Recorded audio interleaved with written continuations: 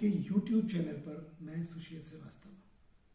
आज हम बात करेंगे 9 दिसंबर को अरुणाचल प्रदेश के तवांग में चीनी सैनिकों के साथ हुई झड़प के संबंध में।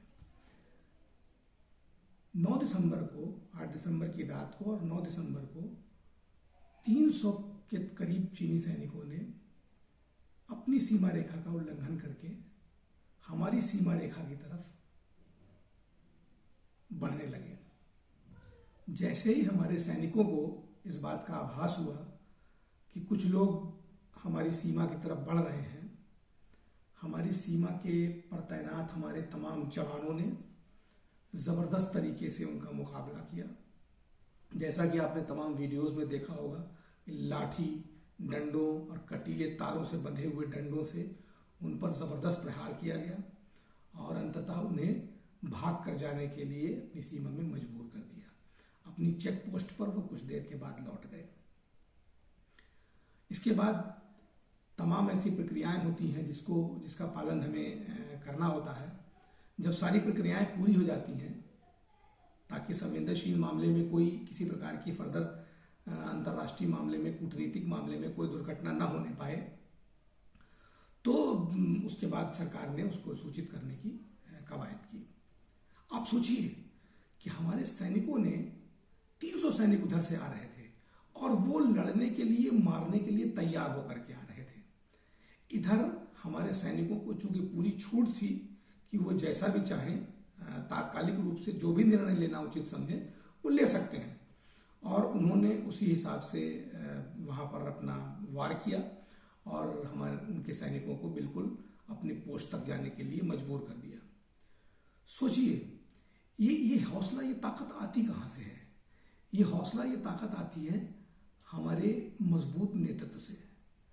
खुशकिस्मती है हमारी कि इस समय हमारे पास एक मजबूत नेतृत्व है देश का, जो सेनाओं को, सैनिकों को पूरी छूट देता है कि वो अपने मौके के हिसाब से अपने अपने अपने निर्णय स्वयं लें और देश की एक एक इंच जमीन की रक्षा करें।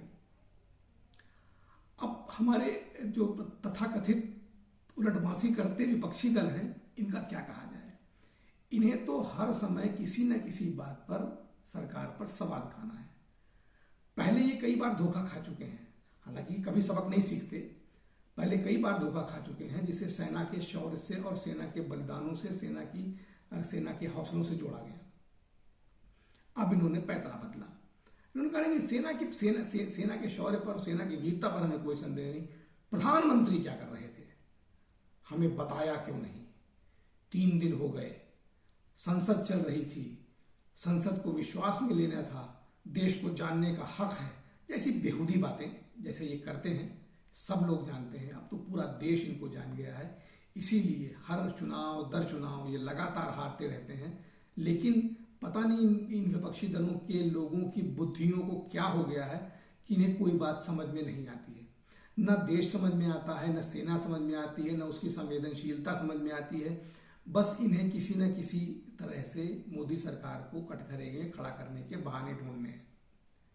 इसीलिए कहा जाता है कि नेता चुनना हो तो बहुत सावधानी से चुनिए, क्योंकि वे नेता ही होता है जो आपके देश को सर्वोच्च स्थान पर ले जा सकता है, आपके देश की इज्जत बढ़ा सकता है, और या फिर आपको स्वर्ग से उठा के पाताल में ढकेल सकता है। जैसा कि एक प्रधान सेवक यूक्रेन का है, यूक्रेन का राष्ट्रपति जेलेंस्की, जिसने पिछले 10 महीनों से आपने देखा होगा किस तरह पूरे देश, इतने सुंदर, इतने बढ़िया देश को एक ऐसे माया जाल में फंसा दिया है जहां से निकलना अब उसके लिए नामुमकिन सा हो गया है। समृद्ध घरों में रहने वाले लोग, बड़े बड़े घरों में रहने वाले लोग, उनके छोटे छोटे बच्चे, पैसे वाले लोग, गाड़ियों वाले लोग आज तंबुओं में और टेंटों में रहने को मजबूर है। ये देश का नेतृत्व है। क्या चाहता था वो देश? रूस चाहता था कि केवल उसे नाटो की सदस्यता न लेने दिया जाए, क्योंकि नाटो अमेरिका के संबंधित देशों का एक ऐसा समूह है जो उसके सर के ऊपर आकर के बैठ जाता, तो उसे खतरा महसूस हो रहा था। उसने कहा आप ऐसा ना करें। नहीं माने, युद्ध शुरू हुआ। और ये क्यों शुरू हुआ? क्योंकि वहां का नेतृत्व, जिसे वहां की जनता ने चुना था, एक नौटंकीबाज मूर्ख टाइप का व्यक्ति है, जिसे न अपनी स्वयं की चिंता है, सिर्फ अपने अहंकार में वो देश की सारी जनता को उसने नेस्तनाबूद कर दिया। सारे घर तबाह हो गए, लोग तबाह हो गए, लेकिन उसे समझ में नहीं आया। हमारे देशवासियों को भी ये समझ में नहीं आया, पहले भी समझ में नहीं आया था। 70 साल पहले हम ये 70 साल से हम ये भुगत रहे हैं, और 70 साल पहले जब देश आजाद हुआ था तब भी यही हुआ था।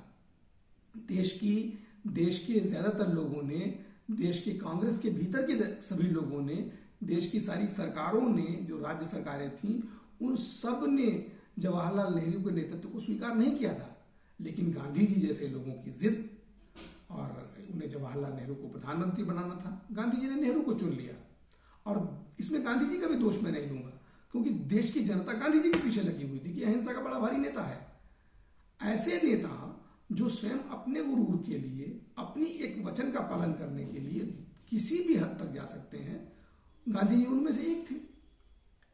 1938 में जब सुभाष चंद्र बोस जी कांग्रेस के अध्यक्ष पद का इलेक्शन लड़ रहे थे, अपने दोबारा इलेक्शन लड़ रहे थे, तब गांधी जी के विरुद्ध, गांधी जी उन्हें नहीं चाहते थे, तो गांधी जी ने उनके विरुद्ध जो है वो पट्टाभी सीतारामैया को उतार दिया।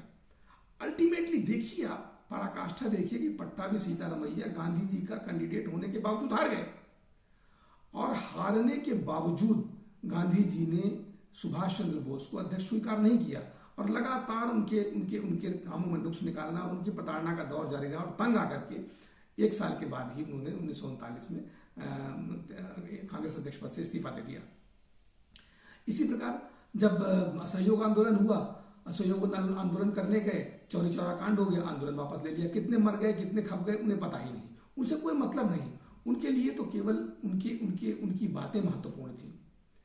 इसी तरह 1942 का आंदोलन भी जो है वो पूरी तरह से असफल हो गया, नेता बंद हो गए, नेता विहीन होकर के यह आंदोलन जो है पूरा बैठ गया। ये सारे कारण मैं आपको क्यों बता रहा हूं?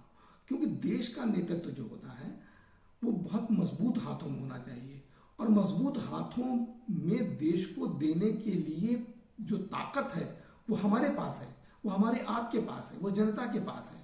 तो जनता को जब कभी भी किसी नेतृत्व को चुनना हो तो उसे एक ऐसे बहुत समझदारी से, बहुत समझ बूझ करके एक ऐसे नेता का चुनाव करना चाहिए जो स्वार्थ से ऊपर हो, जो स्वयं स्वार्थ से, पार्टी स्वार्थ से ऊपर सर्वोपरि हो, और देश को ही अपना सर्वोच्च मानता हो। नहीं तो अभी आपने 70 सालों में अपने देश की जो दुर्गति हुई है, जो हालत हुई है, वो आपने देखी है, और जो यूक्रेन के साथ आज वर्तमान परिस्थितियों में हो रहा है वो भी आप देख रहे हैं कि नेता विहीन देश, ये बिना रीढ़ की हड्डी वाले नेता, ढुलमुल रवैये वाले नेता, विचारशील न होते हुए इस प्रकार के कमजोर नेतृत्व देने वाले नेता देश को कहां से कहां पहुंचा सकते हैं। इसलिए मैं तो ये कहूंगा कि हमारा सौभाग्य है, इस देश का सौभाग्य है कि हमारे पास इस समय एक मजबूत नेतृत्व है। और जब कभी भी मौका आए, जरूरी नहीं कि मोदी जी हमेशा रहेंगे, जब कभी मौका आए, कौन दल है, कौन जाति के हो, किस दल को मानने वाले हो, किस धर्म को मानने वाले हो, भूल जाना। देखना ये कि केवल ऐसा स्वार्थ विहीन नेता हो जिसकी रीढ़ में हड्डी हो, जो अपने कर्तव्यों के प्रति गंभीर हो, जिसके अंदर विचारशीलता हो। ऐसे ही नेता को जब हम चुनेंगे तभी इस प्रकार की कोई घटना हमारे देश में नहीं हो पाएगी।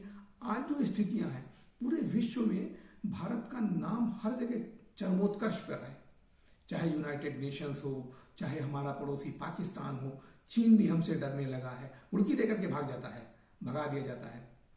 तो आप देखें देश के नेतृत्व कितना महत्वपूर्ण होता है। इसलिए हमारे पास जो आज नेता है, हम तो ऊपर वाले का और लोगों का शुक्रिया अदा करेंगे कि जो जवाब देना जानता है, जो घुस के मारना जानता है, जहां बोलना हो वहां दहाड़ता है, और जहां नहीं बोलना हो उससे कोई बुलवा नहीं सकता। धन्यवाद, आभार।